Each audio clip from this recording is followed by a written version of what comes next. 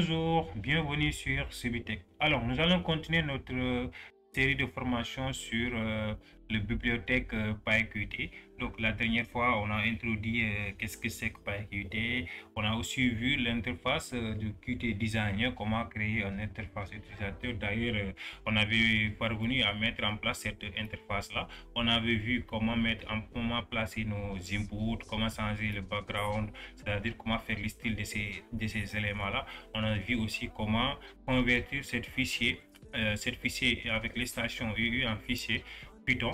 Donc, ce qui nous a donné cet résultat-là. Donc, aujourd'hui, on va aller un peu plus loin. On va essayer de voir, de créer par exemple une interface qui va nous permettre de demander un carré, un nombre à un utilisateur. Une fois qu'il va rentrer ce nombre-là, on va afficher le carré de cette nombre-là. Ok, donc sans plus tarder, on va venir ici, on va aller retourner par exemple sur notre éditeur ici. Donc on va retourner sur notre éditeur. Voilà notre éditeur qui est là. Donc la première chose qu'on va faire, on va créer, voilà notre menu qui est là. Voilà notre menu qui est là. C'est à partir de cette menu là qu'on va travailler. Donc la première chose qu'on va faire ici, on va définir d'abord les tailles de notre élément ici, de notre taille de notre menu ici. Je vais cliquer sur le menu ici. Je viens sur le filtre, sur le niveau des propriétés, et je clique sur M. Donc ça va m'amener le minimum size et le maximum size. Donc pour le minimum size ici, on aura comme pourquoi pas 400. Donc je sais pas 400 c'est bon, c'est un petit programme. Donc pour le maximum size aussi, donc je vais donner les mêmes éléments là. Je vais faire 400. Ok, 400. Ok, parfait. Je crois que ça suffit. Donc il faut que maintenant on a défini nos tailles. On va ici venir ici, on va ajouter un widget ici pour le header. Donc cette widget là, on va le placer comme ça. On va le tirer par là. Donc on va changer ici le style de cette widget là. On va changer le background color ici. Donc on va venir, on va mettre background color. On va mettre ça en bleu. Et on clique sur sélectionner. Parfait, on applique ça. Donc voilà, c'est bon. Maintenant on va ajouter un titre. Pour le titre, on va utiliser un label. Donc on va utiliser le label ici, on va le placer ici. Donc on va modifier le style aussi. On va changer la couleur du texte. On va venir sur modifier feuille de style et on va dire couleur et on va utiliser le blanc. Parfait. Maintenant on va lui donner un titre. On va dire par exemple carré d'un nombre. On va dire carré d'un nombre comme ça. Donc là, on va augmenter la taille. On va venir sur propriété. On va faire une recherche de fond. Donc on va le mettre ici en gras. On va aussi augmenter la taille ici à 18, c'est bon. Pour le roboto aussi, on va mettre en roboto black. Voilà, c'est bon. Je vais centrer ça ici, c'est bon. Parfait. Donc ici, on a besoin aussi du résultat. Là où on va afficher ici le résultat ici. Donc ici, donc je vais venir ici, je vais utiliser un autre widget ici.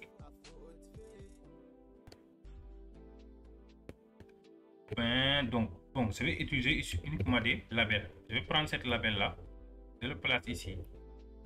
Je vais dire le carré, par exemple le carré 2. Par exemple, c'est bon. Je vais mettre uniquement le carré 2. Donc là, je vais augmenter la taille à par exemple 14, c'est bon. Je veux dire la carré 2. Donc ici, on va utiliser un autre label ici. Donc on va l'appeler, on va le placer ici comme ça, c'est bon. Donc on va changer aussi la taille à 14. Parfait. Donc là, on va dire la carré de n ici. On va dire la carré de n, c'est-à-dire le nombre qu'on va saisir. On va dire la carré de n. Parfait. On va dire, on va aussi augmenter notre test ici. Et on va dire et.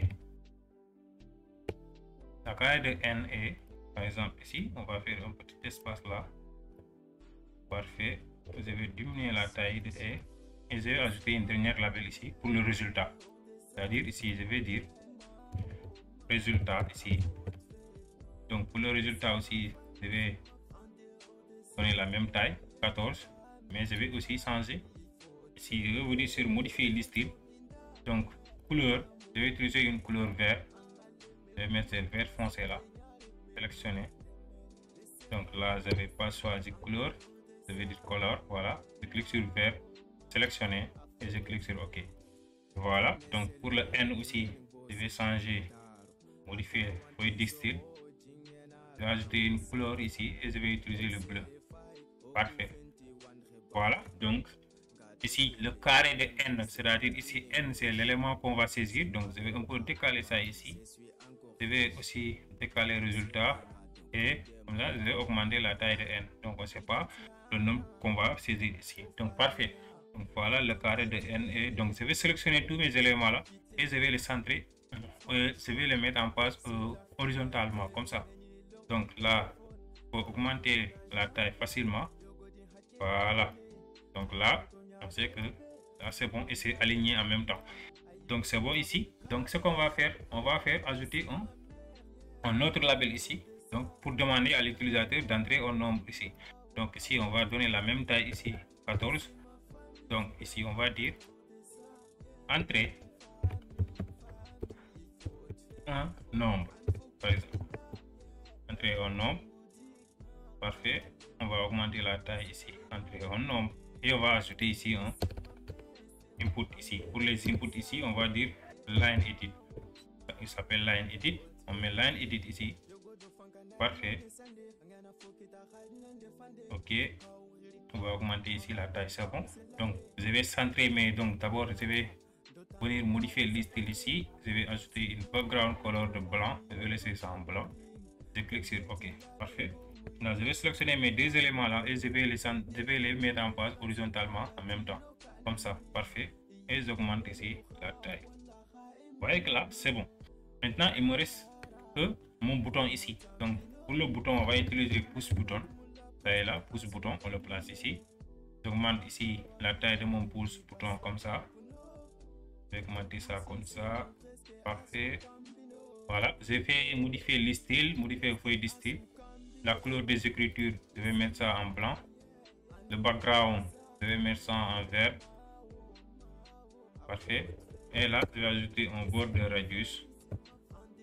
Border radius. Comme ça. 2 points. Et je vais mettre ça en 5 px. Je clique sur appliquer. Je clique sur OK. Donc, vous voyez que là, c'est bon. J'ai terminé maintenant avec l'interface. Maintenant, il faut que je change le nom de mes variables là. Donc, ici, pour le texte ici, je vais mettre modifier objet name. Modifier objet name. Et ici, je vais lui donner comme nom nombre ici. Je vais l'appeler nombre. Donc, à chaque fois, il faut modifier ici vos éléments là. Comme ça, ça va vous faciliter au niveau du code Python de connaître ici vos éléments facilement. Je clique sur OK. Je vais aussi changer le résultat ici, modifier objet name et je vais dire résultat. Comme ça. OK. Pour le N aussi, je vais changer le nom de N ici. Je vais vers clic droit, modifier objet name, le N parce que je vais récupérer le N aussi.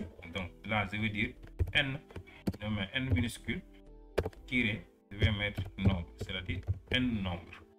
Comme ça, et je clique sur OK. Parfait. Donc là, je viens de modifier. Ça me reste que mon bouton. Modifier objet name. Je vais mettre BTN. Valider. Comme ça. BTN. Valider. Et je clique sur OK. Maintenant, je vais changer aussi le nom du pouce bouton. Et je vais mettre valider comme ça. Parfait. Donc là, on vient de terminer notre interface. Maintenant, on va enregistrer cette interface-là. On va venir sur fichier. On va cliquer sur enregistrer. Donc ici, on va aller dans le dossier où on veut enregistrer ça. Donc moi, je vais aller dans Qt ici, je vais créer un autre dossier ici que je vais appeler tuto 2. Appeler ça tuto 2 comme ça. Et je clique sur créer. Voilà. Maintenant, je vais donner au nom. Donc pour le nom, je vais l'appeler carré. Voilà. .uu et je clique sur enregistrer. Donc mon fichier est enregistré. Donc là, c'est bon. J'ai plus besoin du partie design. Donc là, je peux quitter le partie design ici. Donc, je vais venir sur VS Code. Donc, avant d'aller sur VS Code, je vais aller dans mon dossier ici.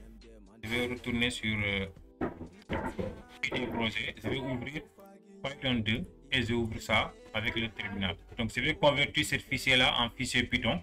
Pour cela, on l'avait vu l'autre fois. Donc, on va utiliser cette commande-là. Donc, ici, on va changer ici, juste ici, le nom de notre ici, le tuto.ui qui est là. On va le mettre ici parce que le nom ici, c'est carré. On va dire carré.ui. Et le nom du fichier python.py qu'on va voir ici, ça sera carré.py. Et on clique sur Entrée. Voilà, notre fichier a été créé. Donc là, c'est bon. On va fermer cette terminal-là. On va retourner sur VS Code. Ici, on va venir sur Fichier. On va dire ouvrir le dossier. Donc, on va aller ouvrir le dossier ici. Donc, on va venir sur PyCharm, Qt, donc Qt 2. On clique sur Open. Voilà, c'est bon. Donc là, voilà. Il m'a ouvert mon Python. Donc, on va voir ici. Voilà. Pour voir le code Python qui a été généré. Donc, si vous voyez, donc là, on va voir qu'il a créé une classe humaine ici dans laquelle on a mis nos background colors, c'est-à-dire le label qu'on a mis. Ouais, donc Roboto, tout ce qu'on a utilisé, les styles, il va les mettre ça ici. Donc ici, on a aussi les layouts qui sont mis horizontalement. On a tous nos éléments qui sont là. Donc ici, on va séparer le design ici avec du code. Moi, je préfère comme ça. Donc ici, on va venir créer un nouveau fichier ici qu'on va appeler main.py. On va créer un nouveau fichier ici et je vais l'appeler main.py. Ok, voilà le fichier main.py. Donc c'est avec ces fichiers-là qu'on va gérer nos boutons là. Comme ça, on va séparer le partie design et le partie code. C'est plus facile en fait. Donc la première chose qu'on va faire ici, on va faire un import. On va copier cet import là. On va importer ici les modules ici. Donc c'est bon. Import PyQC, c'est bon ici. Donc on descend en bas et on va sur carré. On va enlever ici le fonction main là. C'est-à-dire on va plus l'exécuter à partir d'ici. Donc on va enlever tout ça. CTRL X et on va les mettre à partir du main ici. Donc on va enlever ça, le if comme ça. On va aussi enlever les. On va le mettre comme ça. On va pas l'indexer. On va faire comme ça. Parfait. On va faire la même chose pour le reste. Voilà. Voilà. Là, c'est bon. Maintenant, il nous reste à importer notre classe UU-main Windows. On va dire Pro. Ici, le nom de notre fichier, c'était carré. On va dire from carré. Import. From carré, import ici UU main. Voilà. From carré, import UU main. Vous voyez qu'on n'a plus d'erreur ici. Donc là, c'est bon. Maintenant, on peut l'exécuter. Donc si on exécute le programme ici,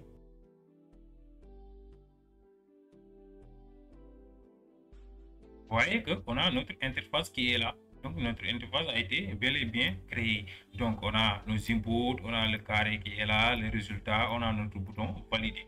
Donc maintenant on va essayer de coder. Maintenant on va récupérer le nombre que l'utilisateur va saisir et on va essayer d'afficher le carré de ce nombre là. Pour cela on va créer une fonction. On va dire def ici carré. On va dire def carré entre parenthèses. Donc 2 points. Ici on va d'abord récupérer le nombre que l'utilisateur va saisir. Donc, on va l'appeler nombre récup. Par exemple, nombre récupéré. On va dire nombre récup égal. On va convertir ce qu'il va saisir. On va le convertir en int. On va dire int. C'est-à-dire, on va le convertir en numérique. On va dire int. Donc là, on va dire UU. C'est-à-dire UU point. UU point. Donc là, on va donner le nom ici, le nom de notre élément. C'est pour cela que je dis qu'il faut à chaque fois renommer le nom de vos variables. Comme ici, ça va être facile pour vous. Donc ici, on avait mis comme nom nombre. Ce qui va saisir, on avait mis nombre. On va dire nombre et on va dire point text. On va dire point text et on ferme, on ouvre les parenthèses. Voilà, on a récupéré ce que l'utilisateur va saisir. Donc ici, on doit aussi créer une variable qui va calculer ici le carré de ce nombre-là. On sait que le carré, c'est le nombre multiplié par lui-même. C'est côté fois côté. Donc on va venir ici. On va dire carré. On va lui donner comme nom carré de n, par exemple, égal. Carré de n égale à quoi? égal à le nombre qu'on va récupérer ici, nombre d'équipes, on va dire nombre d'équipes ici, nombre d'équipes, c'est-à-dire nombre d'équipes multiplié par lui-même, multiplié par nombre d'équipes. Voilà, on va multiplier le nombre d'équipes par lui-même et là on va venir ici, on va dire UU. On va récupérer ici le nombre que l'utilisateur a saisi ici, c'est-à-dire le nombre d'équipes. On va l'insérer ici. Par exemple, je vais lancer le programme, je vais vous montrer. C'est-à-dire là où on avait mis n. Donc on va afficher ce que l'utilisateur a saisi. On va l'afficher ici à la place de n ici. Donc on va dire UU point nombre n. Ici on va lui donner n, c'est-à-dire nombre n point. Ici on va dire un set texte. Donc c'est-à-dire set texte. Il va récupérer ça. Set texte entre parenthèses et on va mettre nombre d'équipes. Donc ici, il faut convertir cette nombre d'équipes là parce que c'est un fichier int, alors que ce texte ne prend que des fichiers str, c'est-à-dire des fichiers texte. Donc on va dire str entre parenthèses et on va dire nombre texte. On va le convertir, on va dire nombre d'équipes, c'est-à-dire le nombre qu'on va récupérer ici. Et enfin, on va afficher le résultat ici. Pour le résultat aussi, c'est la même chose, c'est uu.résultat set texte, résultat.set texte .set texte et on va récupérer carré n. Ici aussi, on va convertir carré n. On va dire str entre parenthèses carré n. Voilà la fonction qui nous permet d'afficher le carré de nom. Maintenant, il faudra maintenant appeler cette fonction-là. Pour cela, on va venir ici à partir juste de main show et on va récupérer ça. On va dire uu point. Ici, le bouton ici, c'est le bouton valider. C'est quand on clique sur le bouton valider qu'on va exécuter cette fonction-là. Bouton valider, point cliquet, c'est-à-dire quand le bouton valider est cliqué, cliquet, ici, point connect. Il va exécuter cette commande-là, point connect, entre parenthèses, le nom de notre fonction c'est carré. On va dire carré, comme ça. Maintenant, on va exécuter notre programme. On va tester si tout fonctionne bien. Si par exemple, j'ai mes 22 et que je clique sur valider, vous voyez qu'il m'affiche le carré de 22 et 82. Et le carré de 22 est 484. Si je mets 2, le carré de 2 est 4. Si je mets 4, le carré de 2 est 6. Donc on va ici créer une fonction qui va nous permettre d'actualiser ça automatiquement au lieu de le supprimer nous-mêmes. Donc on va fermer celle-là. On va venir ici, on va dire def, par exemple actualiser, c'est comme ça. On ouvre les parenthèses. Ici, 2 points. Donc, avec cette fonction-là, on va utiliser uniquement UU. Point, par exemple. Ici, on va dire le nom qui va récupérer ça, c'est quoi? C'était le nom de notre input. C'était nombre, je crois. C'était nombre. Voilà, c'était nombre. Voilà, UU.nombre. Point set texte. On va dire point set texte comme ça. Et on va mettre des guillemets vides comme ça. Donc ça va facilement. On va revenir ici sur notre bouton. On va copier cette fonction là. On va copier cette ligne là. On va le coller ici. Donc ici au lieu de carré, on va dire actualiser ici. Voilà, on va dire actualiser. Donc on va tester pour voir que ça marche. Si on met 22, le carré de 22, voilà, et 84, et on va directement que voilà, et notre case est vide. Si on veut aussi, on peut actualiser 22 et 84 aussi. Donc, mais là, on va laisser les résultats affichés. Donc, vous voyez, 22, 33, le carré de 3 c'est 9, 4, le carré de 4 aussi c'est 16, ainsi de suite. Donc, voilà ce qu'on devait voir dans cette vidéo-là. Donc, je vous ai montré un peu comment créer une interface utilisateur avec Qt Designer, le convertir en fichier PY et à la fin aussi de voir comment récupérer, comment coder la partie code de comment faire fonctionner cette interface là. Donc là, dans la vidéo qui va suivre, on va essayer de voir comment créer par exemple un autre programme de multi-fenêtre. C'est-à-dire si on a plusieurs fenêtres, comment aller dans une fenêtre à une autre, ainsi de suite. Donc merci d'avoir suivi cette vidéo. J'espère vous voir bientôt pour une nouvelle vidéo. N'oubliez pas de vous abonner et de laisser un pouce bleu pour me soutenir. Merci.